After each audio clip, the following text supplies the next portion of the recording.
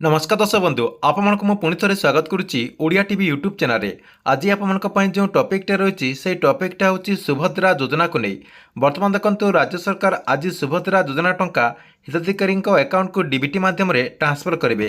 तेबे ये प्रश्न उठुची राज्य सरकार ये जो सुभद्रा योजनार टंका ट्रांसफर करेंगे आज क्यों मैंने टंका पाइपर जहाँकि जानवाक मिली आज 10 लाख लोक जहाँकि सुभद्रा योजनार टंका पाइपर।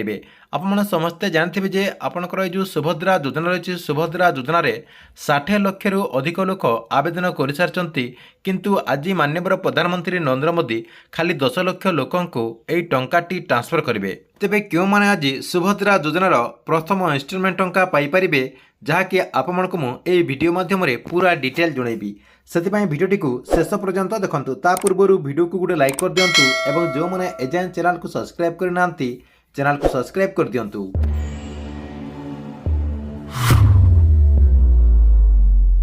राज्य सरकार बहु प्रतीक्षित सुभद्रा योजना आज जहाँकि माननीय प्रधानमंत्री नरेंद्र मोदी शुभारंभ करेंगे। प्रधानमंत्री निजर जन्मदिन में यह योजना को शुभारंभ करके प्राय 10 लाख महिला हिताधिकारी अकाउंट को 5,000 टंका लेखाएं ट्रांसफर करेंगे।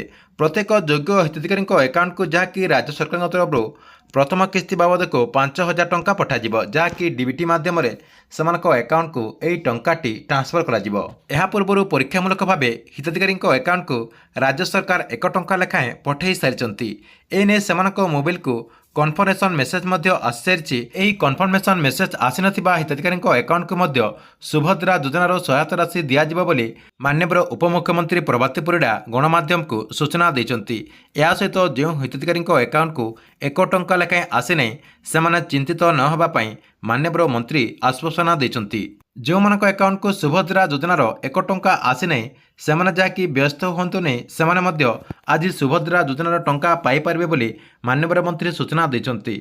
या सहित देखो जो मानक अकाउंट को यही टंकाटी लेखाएं पठा जाइए यही टंकाटी जहाँकि परीक्षामूलक भाव में से अकाउंट को ट्रांसफर कर आपने व्यस्त विव्रत हूँ ना जहाँकि आपने सेप्टेम्बर 17 तारिख में सुभद्रा योजनार टंका पाइपर। यह सहित से कहते एपर्यंत सुभद्रा योजन 65 लाख अधिक महिला माने आवेदन कर सारी 1 कोटी अधिक महिला माने सामिल हेबे बोली आशा करा जाउची।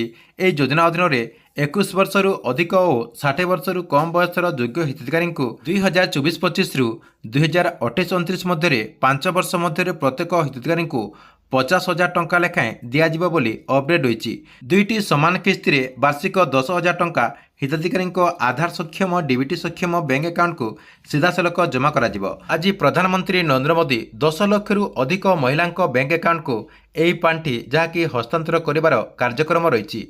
ठीक अच्छे एथिला आपण सुभद्रा योजना को नहीं बहुत बड़ गोटे अपडेट। सुभद्रा योजनार टंका जितेबेले भी आसो आपण को मुझे चैनल माध्यम जनईदेवी से आपने यही चैनल टी रेगुलर देखुता।